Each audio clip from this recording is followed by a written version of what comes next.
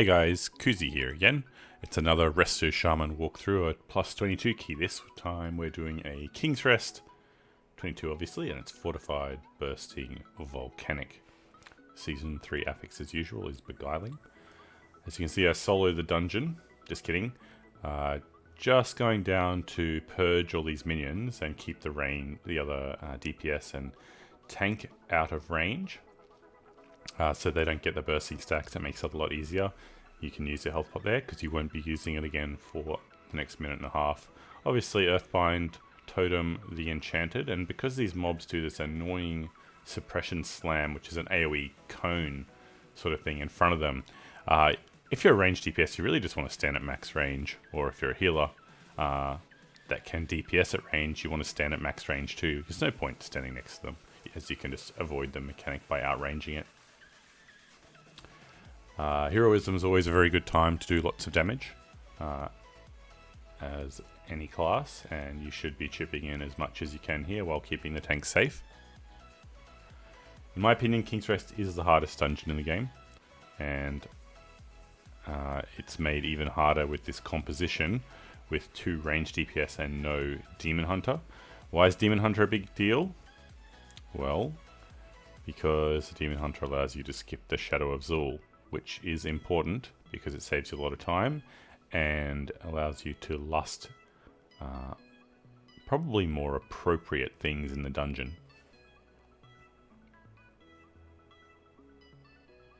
So we're running a Resto Shaman healer, which is fine for this dungeon. We heal this King's Rest pretty well. We can do some okay damage as well. Certainly don't think it's the worst healer for this dungeon. Some of the mechanics are quite favourable to Resto Shaman actually.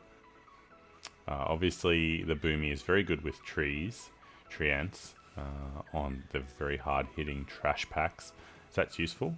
We've got a Fire Mage to blow stuff up quickly, and the intellect buff always helps the Boomy and I as well. And then we've got your mandatory Rogue to stealth things, and the Flavor of the Monk tank, which is also very powerful at the moment.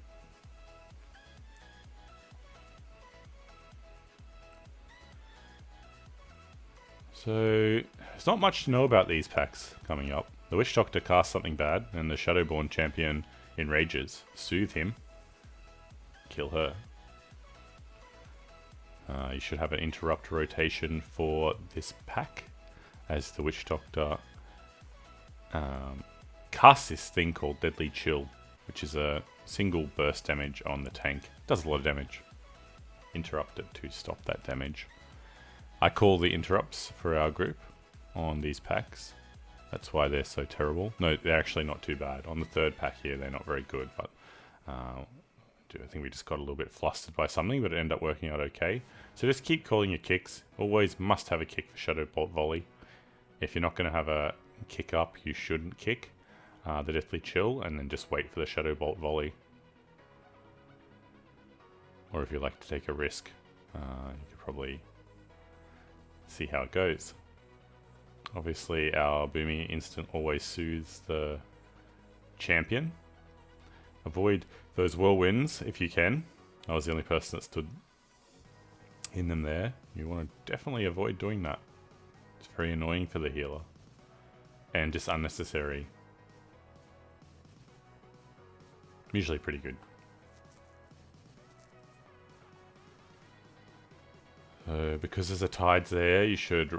That's why Monk's so good. You can ring away the pack and then pull it without the tides, because obviously you cannot pull the tides with that pack, and because of the amount of damage Shadow Bolt Volley and Deathly Chill do, it's literally a one shot on the whole group on a 22 key if Shadow Bolt Volley goes off. I don't think you'll ever see this composition run again to time a 22 King's Rest Fortified this season.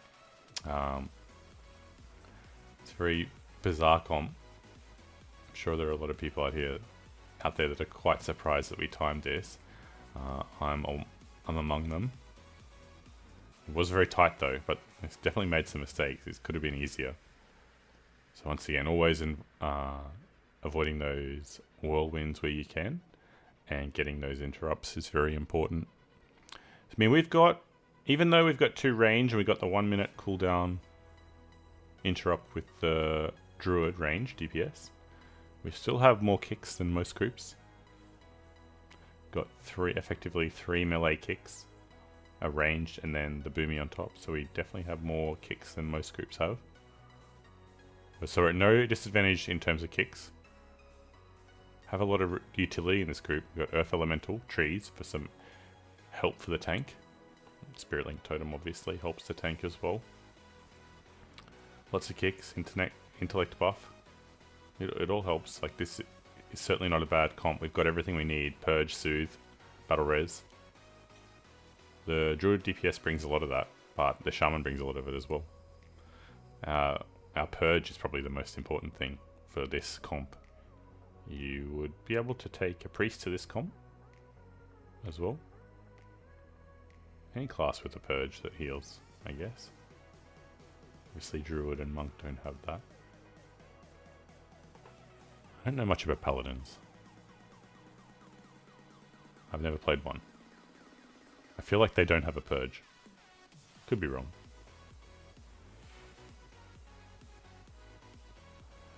First boss coming up. A lot of people complain about it. Got nerfed last patch. Feels like it hasn't changed much though. It's still hard to heal. I used to complain about it a lot as well. In reality, I think it was because I wasn't doing it properly. As you can see, the Druid pulls that Enchanted, so you put Earthbind down again to slow it down significantly. Go and help out, hit it back. That's a good play from the Druid there. You want to be knocking that away early, so it's not involved in the boss fight. So this boss fight, you really want to be getting your tidal waves stacks. You need lots of them. Every time the Spit Gold goes out on a new person, ideally you've got 2 tidal wave stacks. Echo of Elements really helps with that. So you should be running Echo of Elements, unless you're running... Well, there are other builds, but I won't give them the time of day because I don't think they're as good.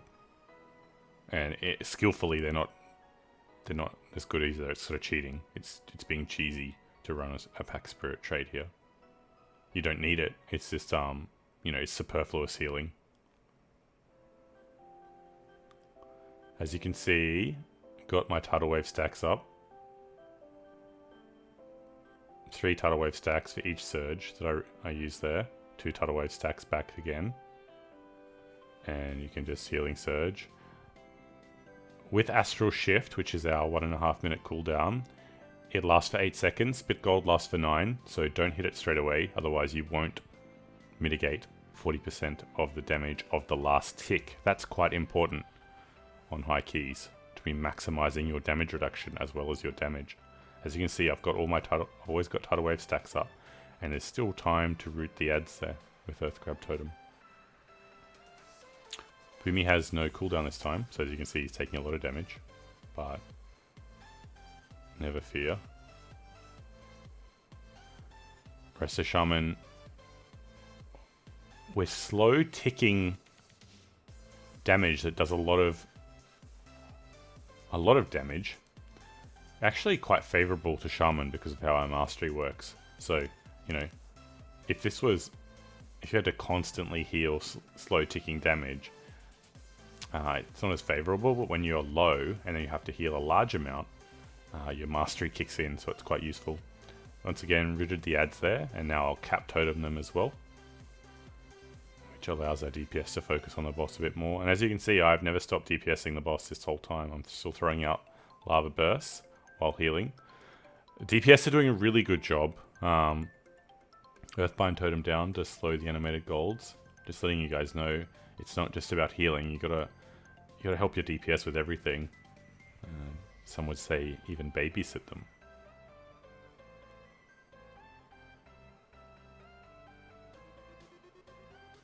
Not much tank healing on this fight. Most of it's on the DPS, as you can see. I always throw down healing streams and hot therm, a bit of vitality conduit, just to, you know, because it's important. Obviously I'm eating the volcanic there because the rogue probably would have died if I didn't.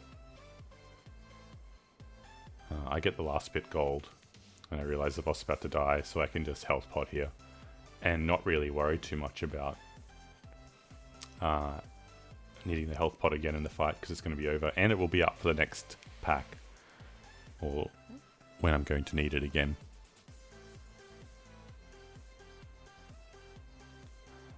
Talents for this dungeon: Unleash Life, Echo of Elements, Earthgrab Totem, Earthen Wall Totem, the reduced cooldown on Spiritwalkers, Flash Flood, and High Tide.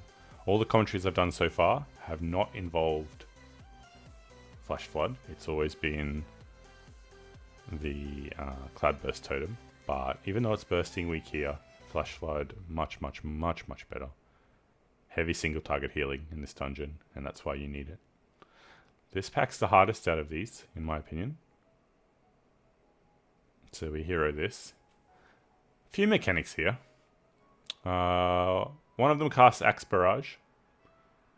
Line of sight that, so it doesn't hit you. As you can see, the Axe Barrage goes off on everyone except for me there. You can line of sight that. If you're a melee DPS or something range, don't stun it. It's very annoying. It means the timing gets screwed up, so you can't line of sight it as well. So you come back around the corner when you think it's going to cast, and then you get hit by it as well. So just let that go off. There's no point doing it. It's going to recast straight away. So Resto Shaman knockback here, guys. Wait until the channel lightning is done and then knockback. It obviously cancels the cast. There's no other way to cancel the cast except for doing that with a knockback. This whole room's quite nasty. You need a good tank here. Control the emissary. It's usually in this pack. Earthbind down again. Focus the king here if you're a DPS. Focus the king if you're a healer. Focus the king if you're a tank. There's no reason to attack anything else. I was having a little bit of UI issue clicking on the king. So that's why I was hitting the wrong target. It's not because I didn't realize that's the right target to hit. And I usually do. I was just, for some reason, UI wasn't working as nicely as it usually does. Earthellie's out. Try and get a bit of the aggro. Don't have many externals here, so I'm trying to really help the tank get some aggro. And Treants are out as well. So when Treants get aggro, Earthellie usually gets aggro afterwards. Put a stun out as well. As you can see, I heal Earthellie a little bit. Trying to give the tank a chance to get his bruise back, and now the Earthellie's dead. Tank's sweet now. You've done him a service, even though he's still got very heavy stagger. The Druid and I have given him a lot of breathing room, and he probably have all or a lot of his bruise back by now. So these packs hit quite hard on 22 fortified. Yeah, so why do you run Flash Flood? Well, Healing Stream Totem is really good. You can have more uptime DPSing and leave the tank alone with Healing Stream Totem. It's sort of like another hot, especially if they're the only ones taking the damage. You get 2 charges when you take Echo of Elements. It's quite cool. Also, the increased cast time on Healing Surge and Healing Wave and Chain Heal after using well, even any cast actually, after using a Tidal Wave stack is really good. So try and keep your Tidal Wave stacks up, and then afterwards, yeah, it's quite useful. I get that interrupt because our rogue wasn't able to, even though he got kicked. Seduction goes out, instantly purge the mage. That's one use for you in the dungeon. No one else can do that in this group. And obviously if you ran other healers, a fair few other healers, they wouldn't be able to do that as well. So a big disadvantage. You can't purge the ads at the start, so you have to use a different strategy for that. And there's plenty. Focus the king here. The reason we're killing the queen is because the mage combusted it. But usually you'd want to kill the king. Once again, seduction goes out. You can purge that as a Resto Shaman instantly. You should always purge that straight away.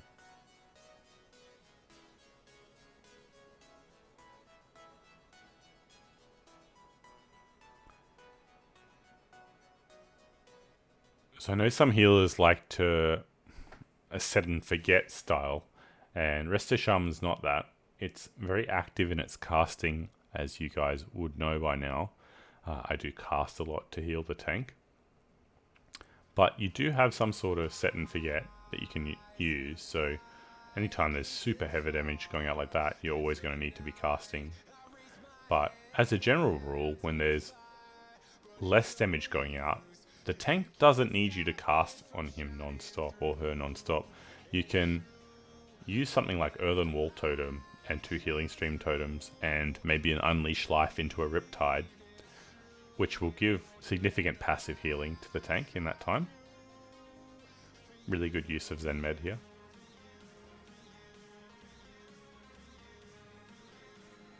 Basically, it just gives you more uptime to DPS or control something. So, I mean, if you're controlling an enchanted emissary and you know you're not really going to be hitting the tank because you're going to be spamming your purge on the enchanted emissary, as I circle the volcanics in this room, then yeah, the play would be pre-pull. You could use Unleash Life into the Riptide and then 2 Healing Stream Totems, and then put your Earthen Wall Totem down as well. You could even pre-cast Chain Healing Rain, so they've basically got 4 or 5 hots out that are working, and when the tank gets low, you could then use the Vitality Conduit.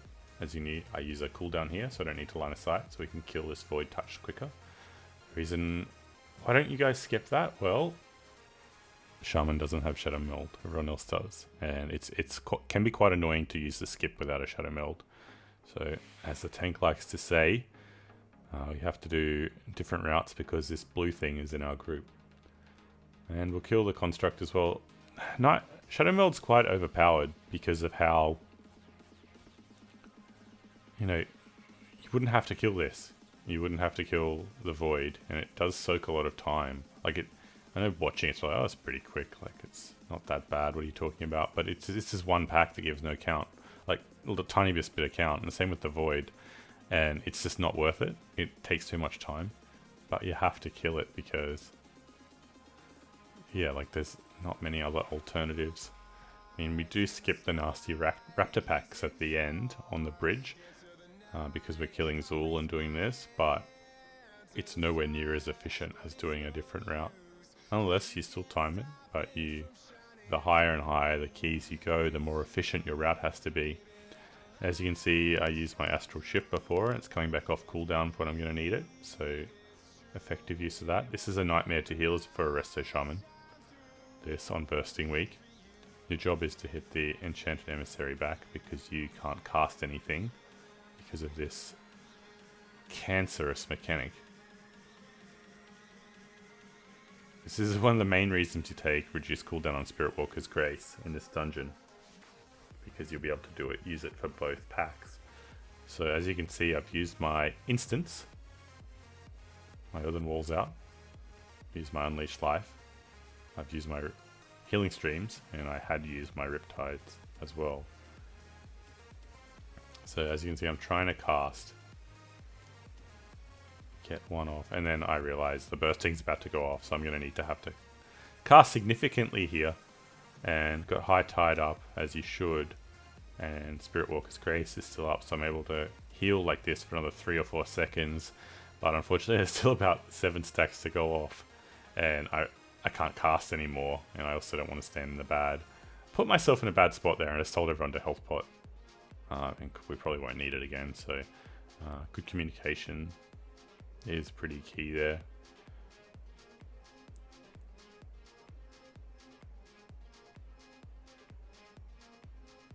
So these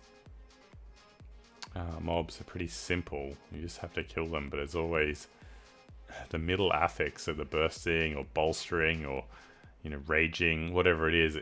That's what makes them tricky. Not really anything else, I don't think.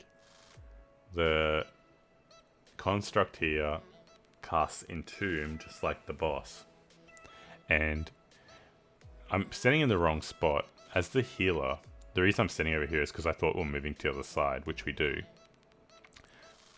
but the healer should always be standing next to the coffin to open it, because it can't go. The tank is busy, you're a little bit busy. Root the ads over there so the bursting hopefully doesn't hit us, but unfortunately we're just in range.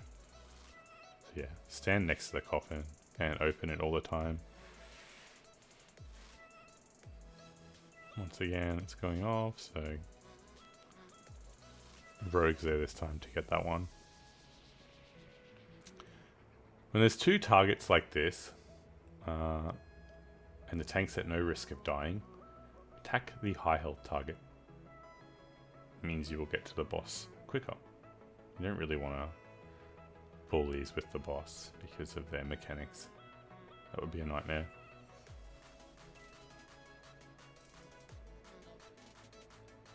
So I talked a little bit about the talents I'm running. What traits am I running for this dungeon? I'm running triple IP, so lots of lava burst damage, which is useful on the bosses, and useful in these trash packs as well because it makes it go a little bit quicker. Running 2 Turn of the Tides for increased healing surge and healing wave value, and I'm running 1 Ancestral piece to increase my heroism time and my mastery periodically and almost all the time while my heroism is active. Essences, as you can see, Vitality Conduit, extremely strong in this dungeon. If you don't know how strong Vitality Conduit is by now, you're not a healer. It's the best healing essence there is for Mythic Plus by a mile. It's just so good. I'm out of position here. The reason we want to run to all different coffins is because if you get there soon enough and you open it, you can bug the boss out, as you'll see we do in a second. So yeah, Vitality Conduit doesn't count to your healing, but in this dungeon will do about 10 million healing. And the health it takes from the other players around them is inconsequential for Resto Shaman because of how Chain Heal works. So it's such a good essence for us. I don't know if it works that well for other healers. I haven't played with it on them. Defensive cooldown drain fluids every time when you have one. Or if you're a Night Elf, just Shadow Meld. Get that dot off you, that debuff off you as soon as possible, otherwise, and always heal that off your team as well because it reduces their damage. And movement speed, so if they get the burn corruption on them, they can't move out of it. So as you can see, running straight to the coffin, Entomb, click on it straight away, and now you'll see the boss no longer does its abilities, it just melees the tank, which means no mechanics, it means a faster fight, and maybe a little bit more healing for me overall, but less bursty healing, so you can actually do more damage. Now I think we're like the tank and I are doing respectable damage here.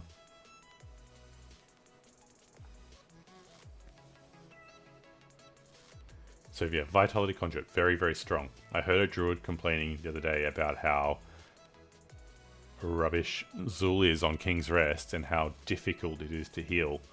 Had a look at the gear they're trying to run the dungeon in on the similar level to this, and you know, don't complain about something if you're just willing to run what some other guy did and you're not willing to think about what you could do to improve it.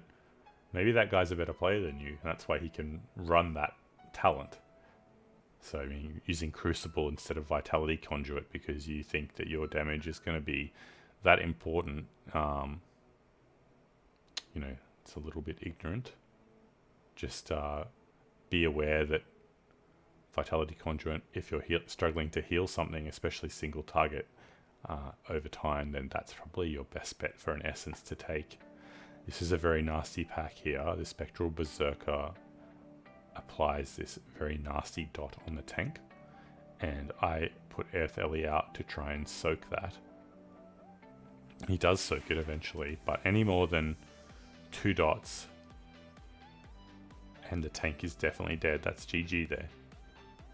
So try and stand close to the Spectral Berserker so you can soak one as a dwarf, and obviously stunning here to try and keep the Berserker away because he's very nasty. And the tank, Earth Elemental finally soaks a dot there, so he dies. And he's done his job.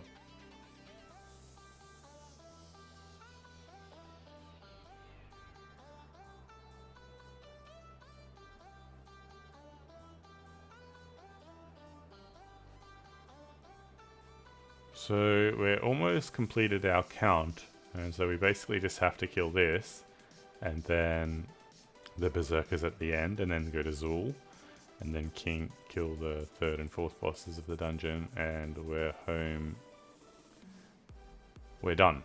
But the issue is this is the hardest part of the dungeon, by a long way. Like the first half of the dungeon is a joke compared to this. This is where most teams will wipe and fail the key on this corridor onwards.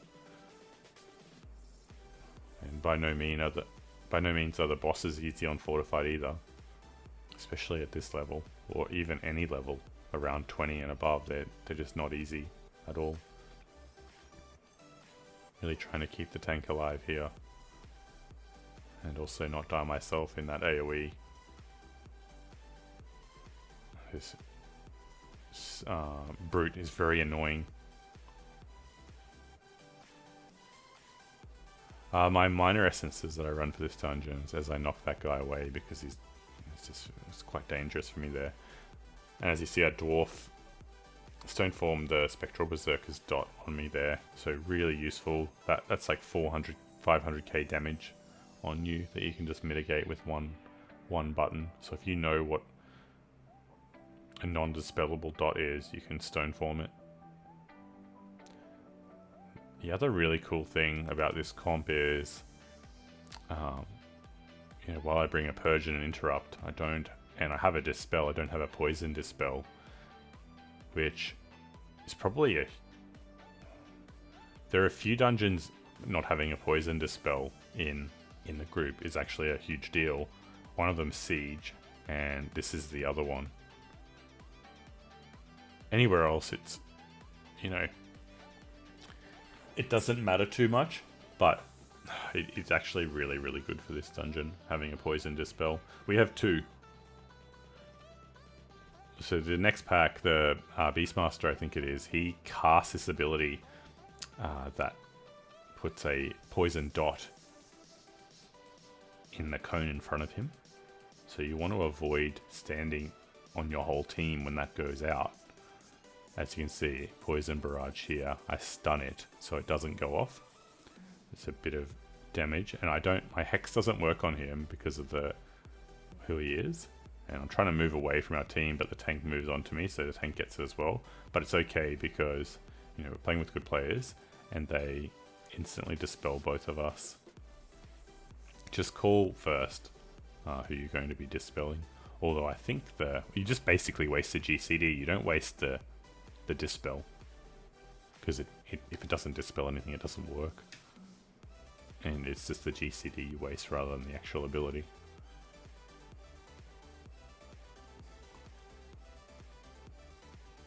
So stand to the corner here. It can go on two people, and that's no worries.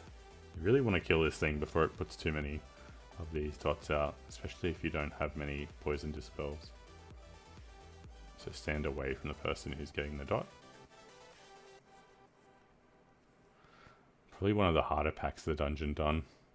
So we're going to Shroud to the end here. The plan is everyone to speed pot and make it to the third boss. Tank will pull the Void to the side so it can't see us. But the Rogue did not have a speed pot up, so we don't make it.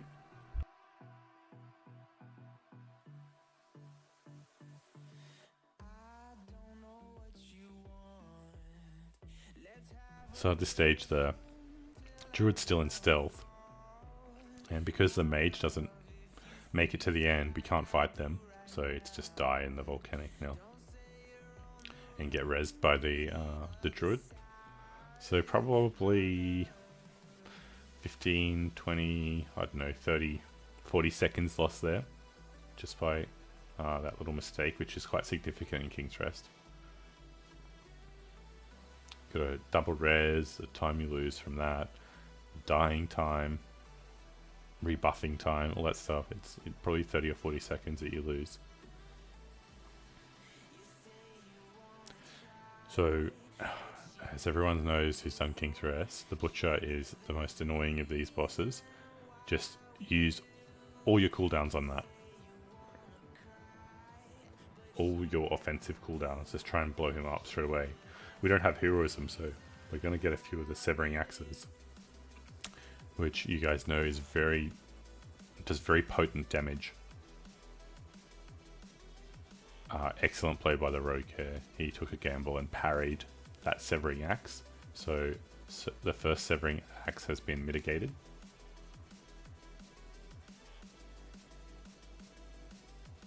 It's another reason this composition is quite useful. We have a lot of ways to mitigate the Severing Axe.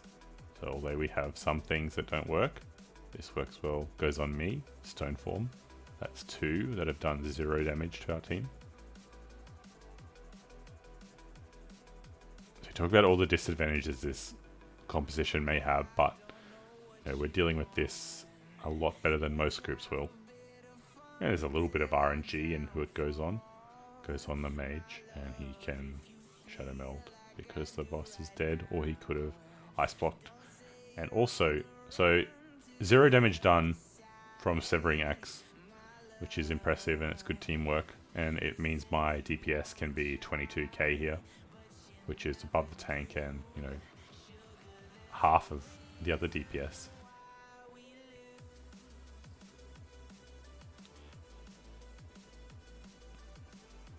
Be active in this kick rotation. No reason you can't kick everything. Poison Nova is a good one for you to get because you're ranged. Can always purge that shield on the boss, so if you have multiple dot classes, so the boss keeps taking damage even in this phase, but it's probably better to just try and help out with the totems. But yeah, always purge that shield.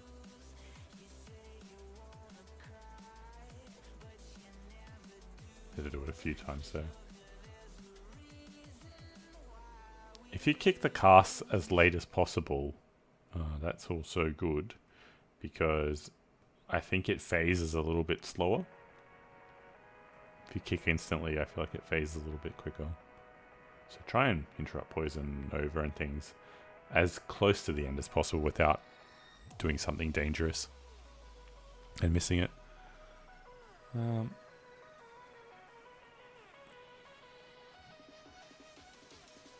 Kill the Explosion Totem first. Our DPS is so quick at killing it that I generally just focus on the other ones. Otherwise you feel like you waste your Flame Shock. You don't really... You know, if there was a target out there that had 5k health, like, you wouldn't Flame Shock it, you'd just... You know... You could Flame Shock it, but if there were 3 of them, you wouldn't use your Flame Shock, you'd just use Chain Lightning twice, if that makes sense. Like, there's a time and a place for Flame Shock, even though it's your best DPS ability with Lava Burst. So at this stage, I'm thinking about Zul and how we're going to do that. And I know that I can't use any of my cooldowns. So we have to kill the Berserkers behind us, and we have to kill this boss. And there's just no way I can use a cooldown, an external cooldown here. Well, I could probably use the Maul and Vitality Conduit because they will be back up, but using Spirit Link Totem here, I think you fail the dungeon.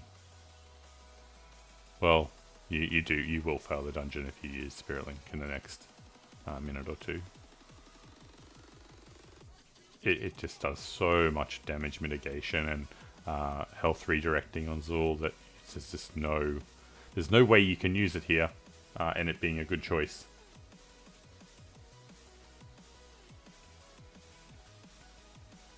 So doing some really significant single target damage on this boss fight, like 20k overall. You can't ask much more from a healer than doing that sort of damage. Obviously my traits and gear are very good though, so if you're wondering why you're not doing that, it's literally just a gear thing and a trait thing. I'm using the Waycrest music box as my trinket, and I'm using the ring with it as well. So I've got the set. As you can see, Earth Ellie out again to try and eat the Severing Blade.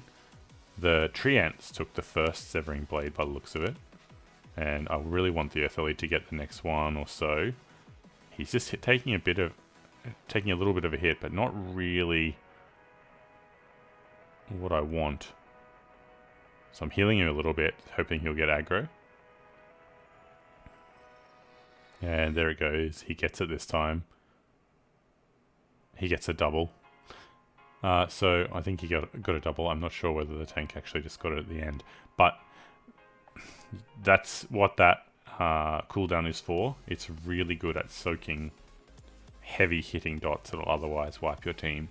And the use of that with Treants, you know, soaking, you know, like maybe 1 million damage there. I don't know. That's just a guess.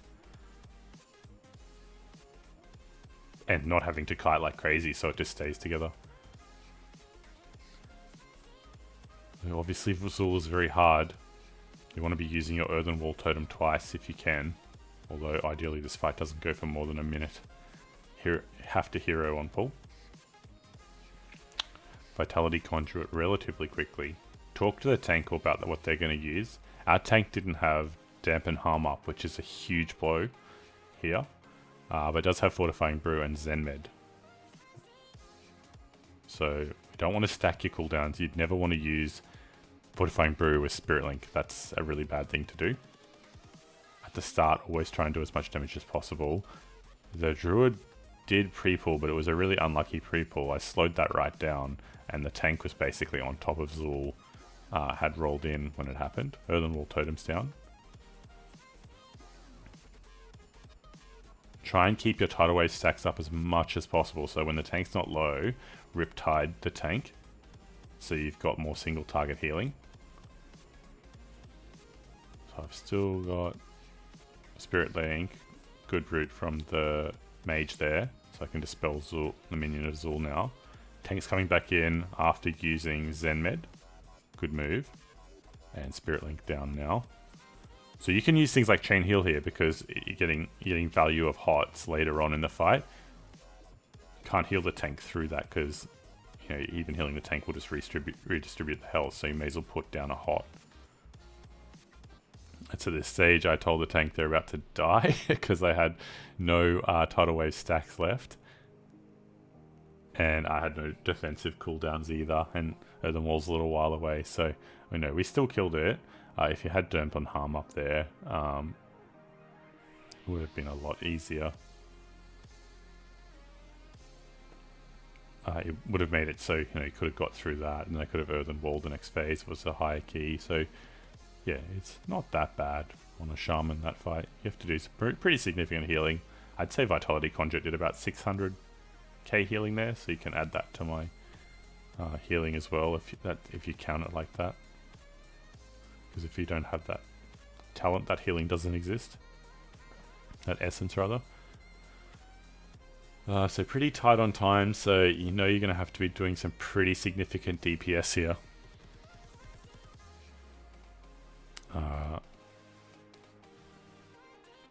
So using your Earthen Wall as much as you can, and your Vitality Conduit as much as you can, and then just pumping, putting your Flame Shock on all the targets, and lava bursting as much as possible while avoiding the tornadoes. Should be damaging Raban as well because it can be a nightmare to heal when Raban is still alive when the second Raptor comes up.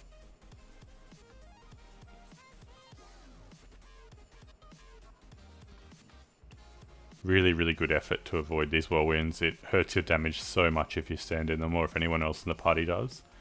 And it hurts your healing as well. As you can see, I dodged that one there. Have to have pretty good awareness.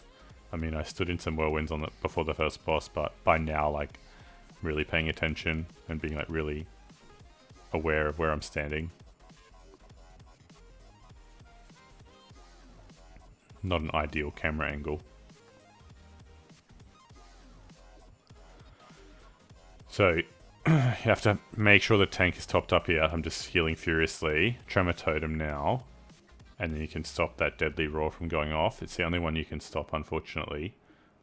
Even if you time your Tremor Totem perfectly, it won't last long enough to get both. But you have to make sure Raban dies, which he does. And now, obviously, target Tazala. Just, you want him to die as soon as possible in this phase, because you just want him to stop fearing the team because it hurts your damage so much, and it does so much damage. No, don't do what I just did there. Don't stop and turn around before he leaps. So unfortunately, a few whirlwinds going on our team here, which is okay. They've been really good so far, and all three of the DPS avoided almost all the mechanics, damage mechanics in this dungeon so far. So they've played well. So, you know, everyone makes mistakes. You're gonna stand in one or two bad things and playing the game for 45 minutes. No one's perfect. But just still do your best to avoid that. Yeah, back to the Lady Waycrest music box. I feel like it's really good. In a few dungeons, I've noticed it does 5% of my healing and 5% of my damage. So, I don't know. I thought that seems really, really good. And it gives me... I've got a good one. So, almost 600 intellect and avoidance on it as well. So, I can't beat that, I think.